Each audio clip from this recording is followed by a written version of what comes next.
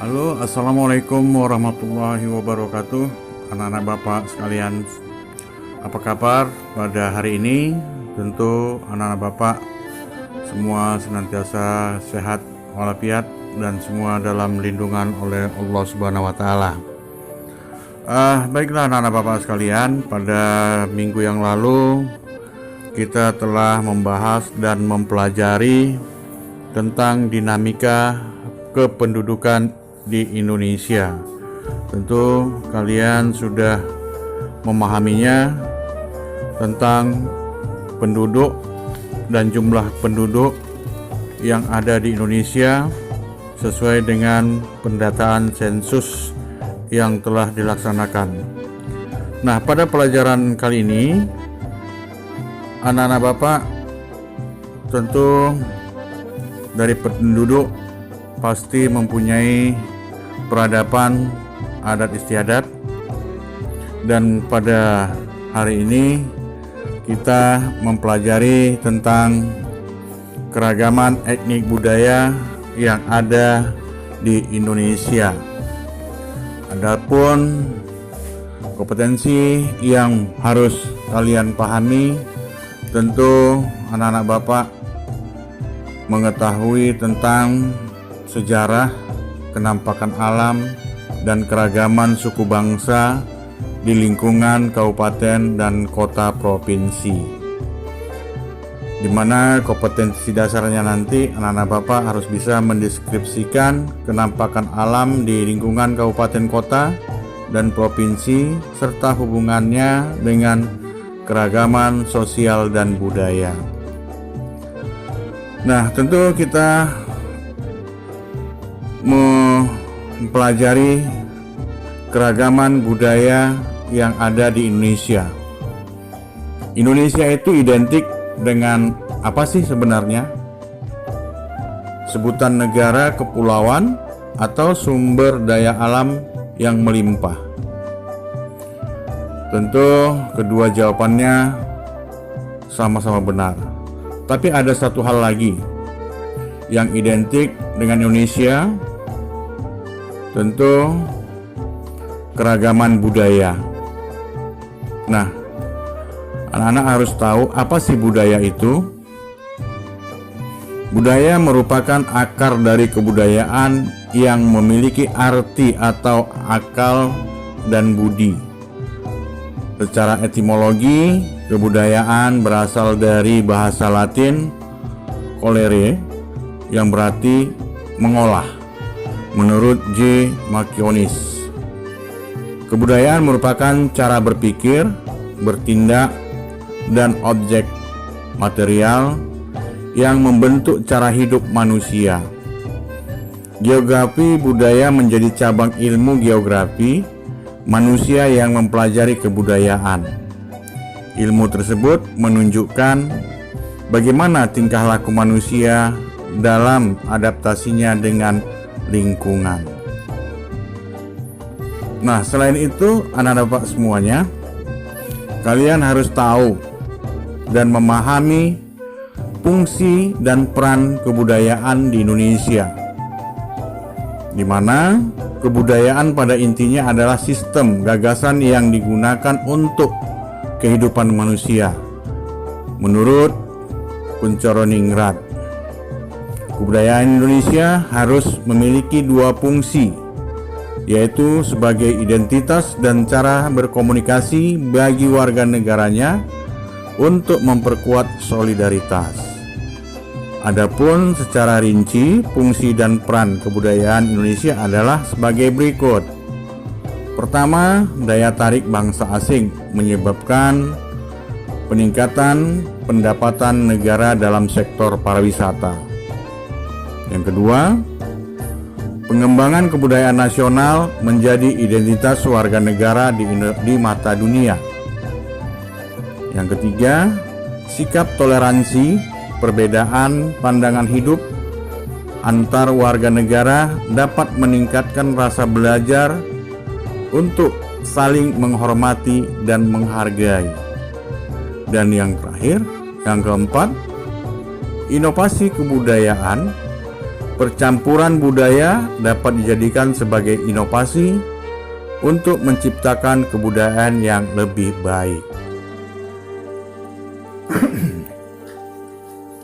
Nah, bagaimana persebaran budaya Indonesia? Jadi, sesuai dengan sensus penduduk 2010 menunjukkan terdapat lebih dari 300 kelompok etnis, 1.340 suku bangsa, dan 652 bahasa daerah di Indonesia.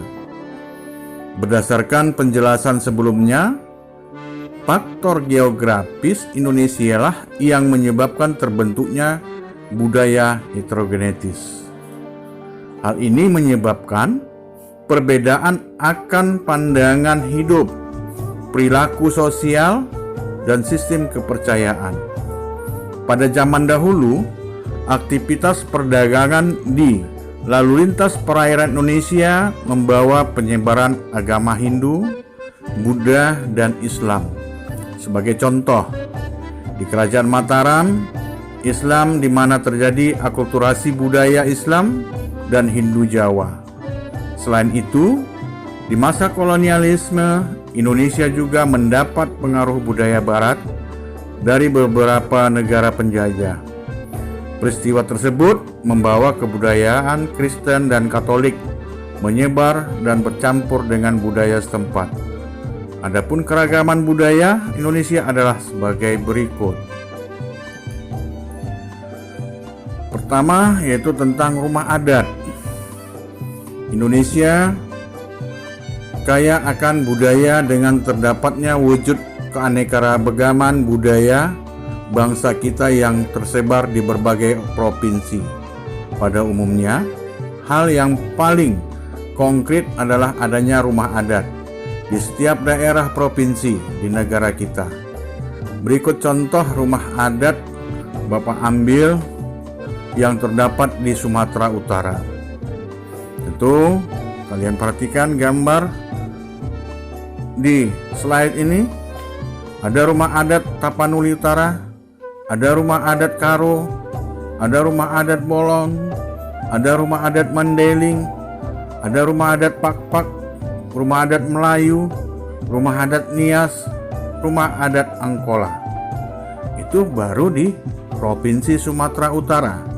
Jadi di setiap provinsi yang ada di Indonesia pasti banyak kita jumpai rumah-rumah adat yang mempunyai ciri khas tersendiri. Mulai dari Sabang sampai Merauke. Kalau kalian ingin lebih jelas lagi, coba dicari internet dan searching di Google. Setiap provinsi yang ada di Indonesia, yang 33 provinsi, setiap provinsi itu masing-masing mempunyai rumah adat. Nah, selain rumah adat, tentu kita melihat pakaian adat istiadat yang ada di Indonesia juga hampir sama dengan rumah adat. Setiap provinsi mempunyai keanekaragaman corak, warna, dan model.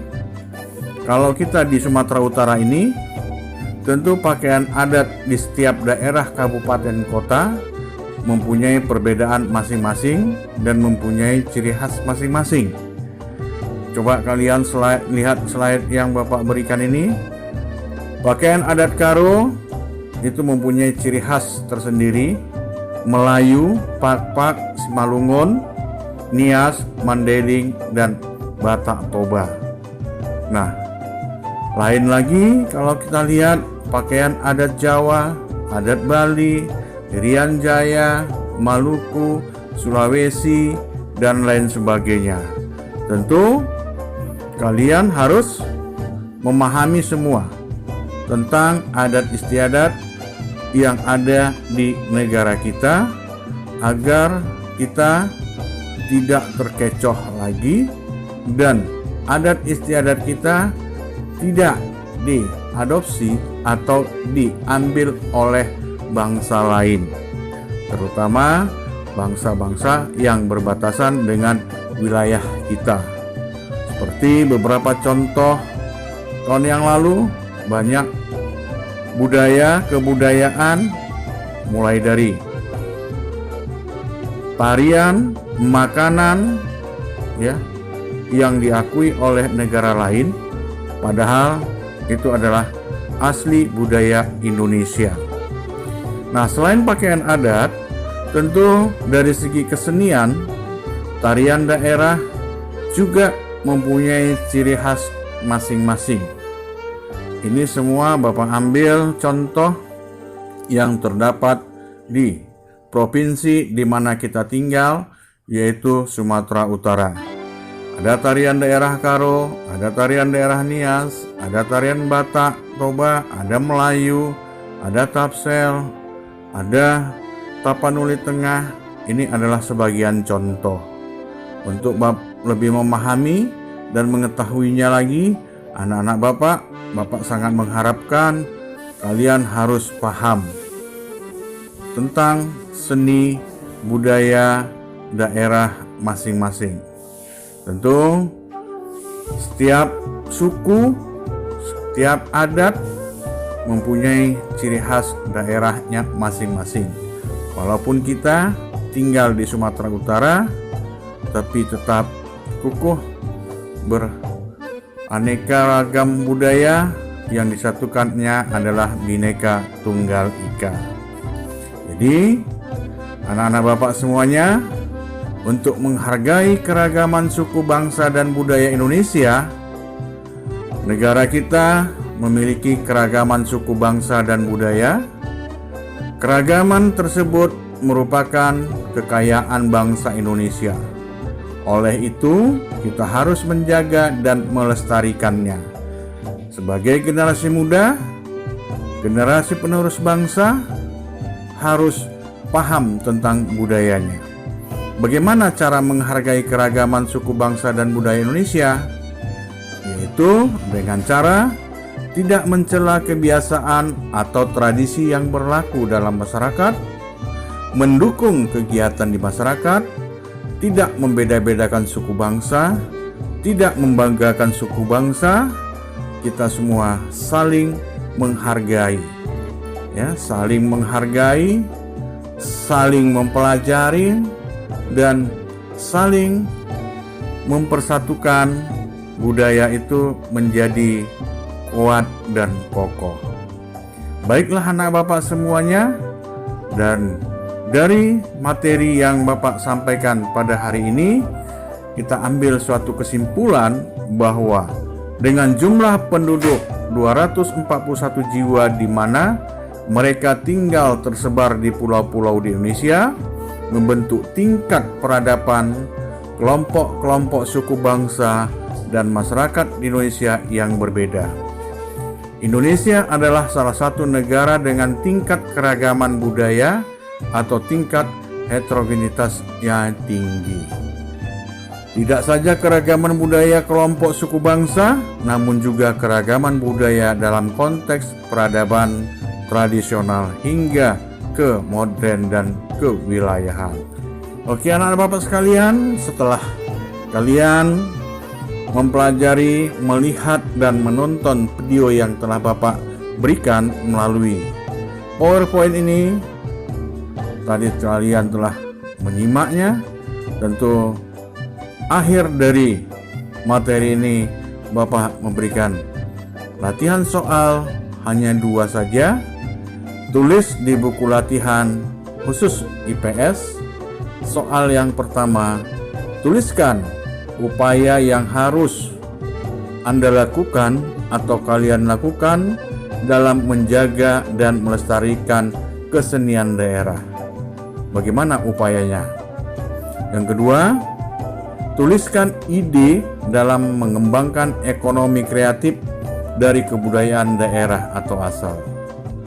Apa saja ide dalam kreatif itu yang bisa menjadikan perekonomian bangsa Indonesia menjadi kuat.